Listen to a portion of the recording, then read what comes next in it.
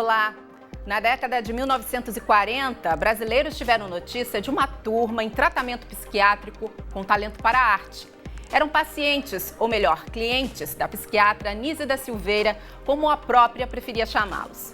Mesmo desacreditada pela maioria dos especialistas da época, que preferiam o isolamento ou o uso de eletrochoque e lobotomia, por exemplo, Nise humanizou o atendimento no Centro Psiquiátrico Pedro II, aqui no Rio de Janeiro. Com amor, paciência e a oferta de atividades artísticas que estimulavam o bem-estar e a autonomia, muitos internos evoluíram e revelaram imagens do inconsciente. E é sobre a relação arte e saúde mental que eu converso agora com André Abomerri, psicólogo e técnico em saúde mental da Casa Verde, e com Paulo Amarante, doutor em saúde pública. Paulo também é pesquisador titular do Laboratório de Estudos e Pesquisas em Saúde Mental e Atenção Psicossocial da Fiocruz. Sejam bem-vindos, tudo bem? Tudo bem. Prazer. André, eu começo com uma questão para você. A Nise, ela criou uma sessão de terapêutica ocupacional. Qual é o poder desse tratamento? Olha, é difícil falar desse trabalho, né, para mim, porque eu não estou diretamente ligado a ele, mas certamente o trabalho em que eu participo, né, como membro de uma equipe no Hospital Dia, está atravessado por esse projeto que abriu portas para uma nova leitura do louco, né, da loucura e desse sujeito que Terapias habitava... são bem-vindas, né? Sim, claro. E eu acho que o que ela oferecia ocupava um lugar privilegiado dentro das possibilidades terapêuticas. Então, necessariamente o meu trabalho que eu faço na casa e que eu estou implicado está atravessado por essa proposta que ela brilhantemente iniciou na década de 40, como você apresentou. É um trabalho com fotografia, não é? Que é uma forma de arte também, uma maneira muito forte de expressão, de percepção. A fotografia foi uma plataforma que eu escolhi até por uma questão mais autoral minha, era onde eu me sentia mais à vontade. Então, eu necessariamente oferecia a fotografia como um canal de manifestação para aquelas pessoas, tanto os frequentadores do Hospital Dia quanto o pessoal próprio da equipe. Na verdade, é uma oferta aberta. Agora, tem outras oficinas que são oferecidas também no hospital, né? Oficinas de pintura, de desenho, poesia, literatura, né? Então, mas a fotografia, sim, é onde eu me sentiria mais à vontade para falar. Então, acho que é por aí. Vamos conversar mais ao longo do programa. Tá bem. Me conte uma coisa, Paula. A Nise morreu em 1999. Você chegou a trabalhar com ela, né? Conheci a Nise e trabalhei muitos anos simultaneamente na mesma instituição que ela. Quem era a referência em arte para ela, nesse trabalho que ela desenvolveu? A grande referência, na verdade, era um crítico de arte que era o Mário Pedrosa, né? O Mário Pedrosa foi a pessoa que despertou na Nise essa importância da relação com a arte, e a outra referência dela de base, de aprofundamento teórico, era Jung, que é um psicanalista, Carl Jung, né, de uma área de conhecimento do estudo do inconsciente. Ela tinha uma influência enorme. A Nise era uma pessoa que tinha ela passeava pela filosofia, né, ela passeava pela literatura de uma maneira geral. Artaud era outra referência importante para ela. E as próprias pessoas que se tratavam lá, que estavam lá no Imagem do Consciente, lá no museu, eram pessoas que foram mestres dela. Ela dizia sempre que aprendeu muito com aquelas pessoas que estavam lá trabalhando, pintando lá no STOR, né, no Serviço Terapêutico Ocupacional, que depois virou o Museu de Imagem do Inconsciente. De que maneira traços, né, abstracionistas, traços retos, concretos, ajudam a identificar, ajudam a cuidar de um paciente com transtorno mental? De que maneira o que ele traça ali, pensando em pintura, em desenho, aquilo manifesta, expressa, enfim, o estado daquela pessoa? A Anísio utilizava muito a ideia da pintura para se comunicar com as pessoas, entendendo que a pintura, a produção, era uma forma de auto-organização. É uma ideia que ela tira muito tanto de Jung quanto de Artaud, né? Que ela, assim como Osório César, é um outro psiquiatra importante, um pouco esquecido talvez, foi casado com Tarsila do Amaral, é um crítico de arte. Muitos anos antes da Anísio, na década de 20, organizou um espaço, um museu de arte de internos lá do Hospital do Juqueri, e que desenvolvia a tese de que essas artes não deveriam estar dentro de um hospital, dentro de um museu de pacientes, mas sim no museu de arte, né? Então, essa luta que foi do Osório César, mas também antes do Hans Prinzhorn, que foi um psiquiatra alemão que começou com essa luta, não queria caracterizar essa obra como alienada ou degenerada, arte bruta, arte menor. Essa ideia toda foi muito importante, no sentido de que a arte, não só para aquelas pessoas consideradas com um transtorno mental, uma situação mental específica, mas para todos nós ela é a imagem do inconsciente e ela é a auto-organização. A gente faz arte porque a gente quer falar, a gente quer dialogar, a gente quer se expressar, né? Bom, olha, estamos falando aqui da psiquiatra Anísio da Silveira, que trabalhou com pintura, modelagem. Então, para ilustrar essa história, nós vamos exibir parte de um trailer do filme, dirigido por Roberto Berliner, com Glória Pires no papel da psiquiatra. Veja só. Trata-se de um psicótico com alto grau de agressividade. Ele só precisa ser tratado como um ser humano. Eu estou pensando em introduzir novas atividades que auxiliem no tratamento. Sejam bem-vindos. Entrem. Professor Carl Gustav Jung. Existe um ateliê onde os doentes desenham e pintam com a mais completa liberdade. Hoje é dia de se espalhar, minha gente. Eu não sou pintor, eu sou operário. Quando é que um desses seus pacientes vai receber alta? Meu instrumento é o pincel, o seu é o picador de gelo.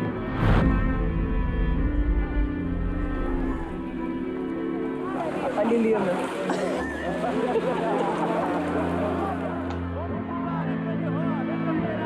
Essas imagens, doutores, são imagens do inconsciente. Estamos falando de linguagens, de simbologias, pensando no trabalho que você desenvolve lá na Casa Verde, como a fotografia acaba sendo aplicada e quais são os resultados junto aos pacientes com transtornos mentais. Bom, a Casa Verde é um hospital-dia, né? Leva esse nome hospital, porque é o nome que se deu após a reforma psiquiátrica para esse tipo de dispositivo, que na verdade é um centro de convivência. As pessoas que frequentam o hospital, que eu gosto de chamar de frequentadores, a Anísio nomeava clientes, né? Esses frequentadores, eles na verdade, não é uma enfermaria, né? Como eu disse, tem um nome de hospital, então as pessoas já chegam minimamente organizadas, a grande maioria já tem uma rede de apoio, né? O seu psiquiatra, um CAPS, enfim, uma família. Então, quando ela chega no hospital-dia, ela já está minimamente organizada e pronta para, vamos dizer assim, ingressar numa posição ativa e a oficina ela vem meio que para provocar um pouco essa atividade, né? E as possibilidades de autonomia de que um trabalho dessa natureza pode oferecer. A fotografia, né, ela começou com dois momentos lá na Casa Verde, né? Um primeiro momento, eu comecei a fazer uma série de retratos que tinham uma ambição mais de registro da passagem do tempo e daquelas pessoas, né? Então eu fotografava todo mundo que entrava na casa. Uma pessoa ia fazer um serviço na casa, eu fotografava, fazia um retrato, na verdade, um retrato posado.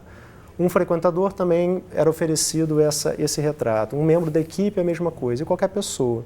Era uma maneira de criar uma massa, um coletivo indistintamente, horizontal.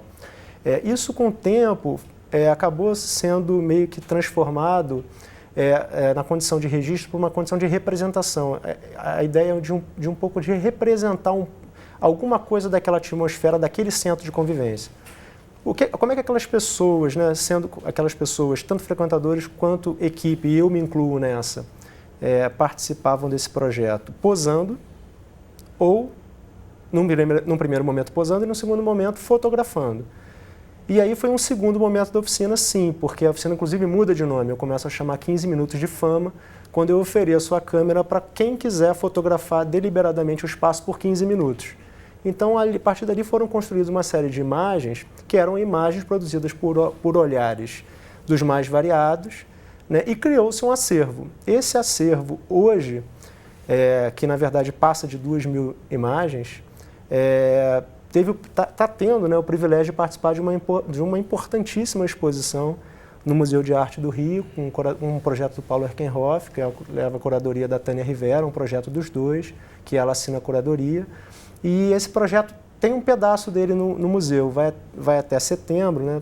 As pessoas têm a oportunidade de ver uma série de produções que transitam pela saúde mental do Estado, né? E aí obras de pessoas importantes, como o Bispo do Rosário, artistas contemporâneos, Cildo Meirelles e tal.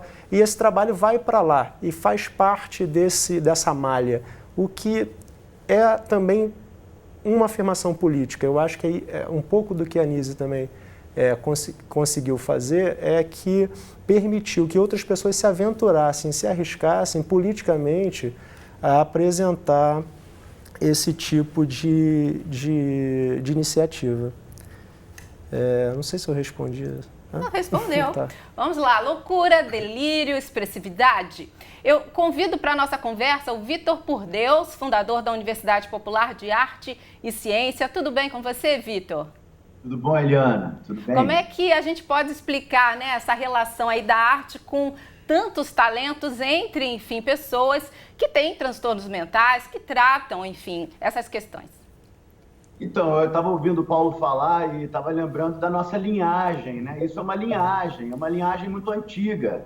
A doutora Anísia, né, uma parte importante dessa linhagem no Brasil, o Osório César, muito bem lembrado, o Jung, o Prinzhorn na Alemanha, o Cunningham Dax na Inglaterra e na Austrália, né? Muitos psiquiatras prestaram atenção nisso. E se a gente for mais para trás, a gente vai chegar na medicina medieval, na medicina grega, no xamanismo, nos ritos de cura, onde todos os gestos são de entretenimento e todos os gestos são de cura, né? É a questão da ritualidade. É isso que eu estou tendo a oportunidade de estudar aqui no Canadá, né, com esse momento de fazer um doutorado em psiquiatria transcultural. E também poder avaliar e poder processar o que nós vivemos dentro do hospício do Engenho de Dentro, onde o Paulo e a doutora Anísia trabalharam, e nós trabalhamos 7 anos ali fazendo teatro com os pacientes. Então, cada gesto, cada olhar, cada desenho, cada forma é documento psíquico, expressa aquilo que a pessoa está vivendo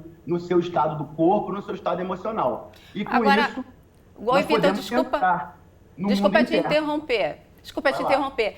O que me chama muito a atenção é como, né, grande parte desses pacientes que são, enfim, aceitam esse tipo de tratamento, que se sentem atraídos, como eles despertam talentos, não sei se eu posso chamar assim, né? Aí anda, né? Aí desenvolve, a gente para de reprimir. Eu pergunto sempre, por que reprimir quando nós podemos desenvolver as pessoas, entende? Por que usar da camisa de força química, do eletrochoque, do encarceramento, quando nós podemos usar de pedagogias da autonomia, de emoção de lidar, de trabalhos artes científicos, de práticas transculturais, né, de uma psiquiatria comunitária, uma psiquiatria social. Então, os pacientes ganham autonomia, os médicos ganham autonomia e os pacientes ganham autonomia. É isso que está faltando nessa sociedade doente, doida que nós estamos vivendo, né? Falta autonomia. E através da cultura é que a gente pode desenvolver a nossa autonomia. É através da ação cultural, é através do gesto. E a doença mental é pesadamente influenciada pelos símbolos, pelos rituais, pelas tradições, né? O surto psicótico tem uma estrutura de drama ritual, que foi mostrado por um professor também que trabalhou com Jung, que é o John Perry, né? Que era amigo da Anísia. Então você vai vendo, eu tenho circulado muito o mundo, né? Trabalhando no México, trabalhando aqui no Canadá, continuo trabalhando no Brasil, continuo trabalhando no Engenho de Dentro, na praça pública, né? Com os pacientes, com atores, pacientes, porque nosso trabalho foi fechado de forma criminosa pela Secretaria de Saúde em maio de 2016, e nós estamos vendo os resultados continuados. Há 8 anos, nós temos atores engajados que têm se desenvolvido, pessoas que tiveram diagnóstico de doença grave, que estão evoluindo sem medicação, estão evoluindo com o trabalho de teatro regular. Eles estão terças e quintas na Praça do Engenho de Dentro, às 16h30, trabalhando. Então, eu estou muito entusiasmado. Aqui no Canadá, a gente tem um ano e meio de teatro com os pacientes, todos melhorando, todos avançando. Então, a gente vê que a gente cura junto, né? Eu curo junto com as pessoas, e é preciso esse trabalho da cultura, da arte, né? Para que a gente possa dialogar de forma livre. Você enxerga, então, a arte terapia como o melhor caminho para cuidar dessas pessoas? Eu enxergo a pedagogia da autonomia. A arte-terapia é um termo muito amplo, é um termo muito, né, usado de diferentes formas. Eu gostaria de invocar o Paulo Freire agora, nesse momento, nosso maior educador, e falar de pedagogia da autonomia. E aqui, no meu caso, psiquiatria transcultural, que é essa linhagem científica, né? Nós estamos falando de uma revolução científica. Só vai fazer sentido trabalhar a pintura, o desenho, o gesto, as imagens, se mudar o paradigma científico que hoje informa a medicina e a biologia. Então, há uma revolução científica em andamento. A doutora Anísia é precursora, o Jung é precursor, o Humberto Maturana, né, que é um neurobiólogo importante hoje, é precursor dessa ideia de que nós somos sistemas ecológicos, né, de que nós estamos ligados uns nos outros. E, por isso, a nossa cultura é vital, né? A nossa cultura é tão importante quanto a nossa comida. Da mesma maneira que a gente não pode comer comida estragada, a gente não pode comer cultura estragada, que está aos borbotões circulando. Temos que incentivar, praticar a arte, enfim, de qualidade. Vitor, eu quero muito... A arte-diálogo, né? Exatamente. Quero muito agradecer a sua participação no Conexão, tá bom? Nosso tempo aqui passa super rapidinho. Paulo, um abraço. Um abraço, Vitor. Um abraço. Sucesso nos seus estudos. Vamos nos ver. Em setembro eu estou no Rio. Nos vemos. Um abração para todos. Obrigado, meus amigos. Um abraço. Tchau, tchau. Paulo, o Vitor trouxe essa questão do modelo, né, que a gente deve praticar, humanizar seria o melhor caminho. Pensamos aqui, estamos no meio de um debate sobre, de repente, o retorno do antigo modelo manicomial, né? Você enxerga de que maneira essa questão e como incentivar a arte, aliar a arte ao tratamento, né, à saúde, questão da saúde mental, pode, enfim, fazer a diferença? Eu acho que faz toda a diferença. Realmente, essa ideia de retroceder é algo muito restrito, de pessoas que têm uma visão equivocada da ideia do transtorno mental, do mental como algo que indica periculosidade, incapacidade. Isso é um equívoco. E a outra questão é que a arte, eu tive a grata possibilidade de trabalhar com o Gilberto Gil quando fui ministro da Cultura e coordenar um programa nacional chamado Loucos pela Diversidade. Né? A ideia fundamental da arte, o Vitor falou um pouco disso, que a arte é diálogo. Né? Quer dizer, não é só as pessoas com transtorno mental, com algum tipo de problema que precisam de arte. Todos nós precisamos de arte. A arte é um alimento fundamental, a arte, a cultura, né? E não só como terapia. Ela fundamentalmente nos organiza, ela nos produz enquanto sujeitos, né? Então, ela produz enquanto sujeitos coletivos. A ideia da arte como cultura, como diálogo, como forma de relação. Todos nós precisamos disso. As pessoas com algum tipo de sofrimento, que têm alguma dificuldade exatamente no nível relacional, a arte, então, é muito mais fundamental para elas.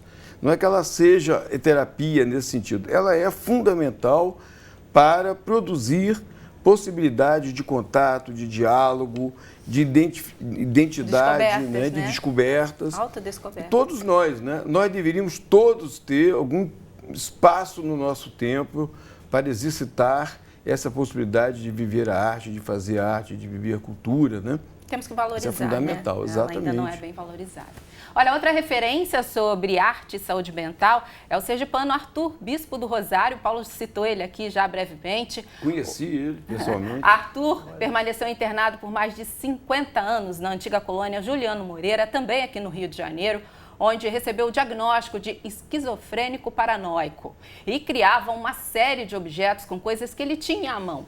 As suas criações ganharam status de obras de arte e fama internacional. O Futura homenageia esse brasileiro na série Heróis de Todo Mundo. Veja só.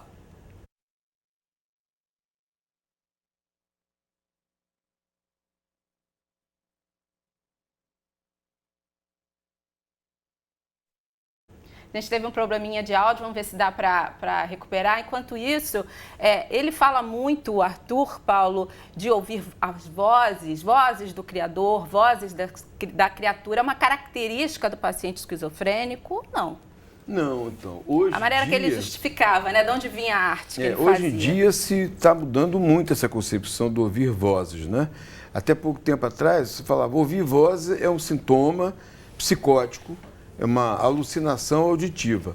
Hoje descobrimos que muitas pessoas ouvem vozes, existem os ouvidores de vozes, os hearing voices, existem coletivos de pessoas que ouvem e respeitam as vozes estão também estruturantes, são companhia, né? E o Oliver Sacks, um grande escritor neurocientista inglês, morreu recentemente, faleceu, ele tem um livro sobre ouvidores de vozes também. Quer dizer, a ideia das vozes permanecerá sendo um mistério, né, para nós. As vozes não podem ser reduzidas exclusivamente a um distúrbio, né? Elas, em muitos sentidos, elas têm significado, por exemplo, místico, né? Ela tem significados religiosos, espirituais. E a nossa medicina reducionista, né, como o Vitor lembrou, o modelo biomédico que tem que traduzir tudo em termos de sintomas, é que não identificou essa possibilidade de determinados, até potência que algumas pessoas têm. Então, essas vozes, para o bispo, é que comandavam o seu desejo, comandavam o seu projeto de vida. Isso é muito importante. Nós tivemos o bispo também por causa dessas suas vozes, e assim muitos outros. Bem, falando de ouvidores de vozes, estreia essa semana no canal Futura o documentário Ouvidores de Vozes, e você está convidado a acompanhar na nossa programação e também no futuraplay.org. André, a gente separou umas fotos da exposição, a gente vai mostrar para quem está em casa. Relembra para a gente onde estão? Isso é uma oficina de gravura, o início da oficina, o pessoal rascunhando ali uma imagem. Isso é um trabalho, já um desdobramento de fotomontagem, uma fotografia de ingresso de um frequentador. Bom, isso é uma outra foto da oficina, uma oficina de gravura, já no ateliê. Isso é na exposição, isso é no mar, já depois de montado na abertura, se não é abertura. Tá bem. Museu de Arte do Rio. Museu de Arte Exatamente, do Rio. aqui na zona portuária. Isso é uma oficina, Lugares do Delírio. Isso é uma oficina de poesia, uma leitura. Essa também é um outro trabalho fotográfico que eu pedia para as pessoas levarem fotografias para elas se reconhecerem, assim, geralmente no início, na adolescência, na infância. E aí a gente monta. Isso é um registro da Quinta Cultural. Quinta Cultural é um passeio que nós fazemos pela cidade, geralmente para centros de cultura, museus e também tem passeios contemplativos, como é o caso dessa imagem, que, se não me engano, foi na Lagoa. Eu queria comentar, se possível, rapidamente um pouco... Rapidamente, reta final, como eu disse, o nosso tempo voa. O Vitor, o entusiasmo dele é contagiante, né? Eu queria convidá-lo para ir na Casa Verde, para ele conhecer um pouco o trabalho. Ele falou uma coisa importante que o Paulo marcou aqui depois, essa suspensão um pouco desse limite do que seria a loucura do louco, essa loucura que o Foucault brilhantemente denunciou, né, que tentativa de silenciar essa loucura enquanto fenômeno, enquanto circunstância do sujeito. Isso foi muito importante, inclusive isso aparece no trabalho. Isso aparece no trabalho do Bispo, no livro do Frederico Moraes, que é um afastamento um pouco dessa ideia de que era a loucura, a condição de louco dele que produzia o trabalho artístico, enquanto o Bispo era um artista visual e contemporâneo, né, como vários outros. Então, É porque as pessoas acabam criando rótulos, né? Achando que, de repente, esse lugar social sempre difícil, né, de ser ocupado, que marginalizado e silenciado durante muito tempo, Parece que o louco vai tirar, ou a loucura vai tirar alguma coisa da cartola e vai apresentar alguma coisa incrível, quando na verdade é um sujeito que está produzindo coisas com valores artísticos, ou através de um projeto estético ou não, né, dentro de uma oficina, onde na verdade é só o meio do caminho que é mais importante. Bom, era só um comentário. Tá bem. Rapidamente, esse é um livro seu sobre o tema do nosso debate. Saúde Mental e Arte, tá bem. Que eu organizei com Fernanda Nocan, né, que tem muitos artigos de muitos autores sobre o tema. Bom, quero muito agradecer a participação de vocês aqui no Conexão. Tá? Foi um prazer. Muito obrigado, foi um prazer também, Eliane. Até a próxima. Obrigado. E quero deixar rapidinho aí um lembrete de site para vocês. Tem o site da Casa Verde, que é representada pelo André aqui, hoje no programa, que está aberta aqui no Rio de Janeiro, né? Botafogo. Já desde 1994. Está aí o site para você na tela. E também tem o site do Museu de Imagens do Inconsciente, que é incrível, o resultado de toda a produção dos ateliês da Anísia da Silveira. São mais de 350 mil obras no acervo. O museu fica no Instituto Municipal Anísia da Silveira, é o antigo centro psiquiátrico Pedro II, onde ela trabalhou. Fica a dica para vocês. Muito obrigada e lembre-se que você pode rever essas e outras conversas no Conexão no futuraplay.org. Tchau, tchau. Até a próxima.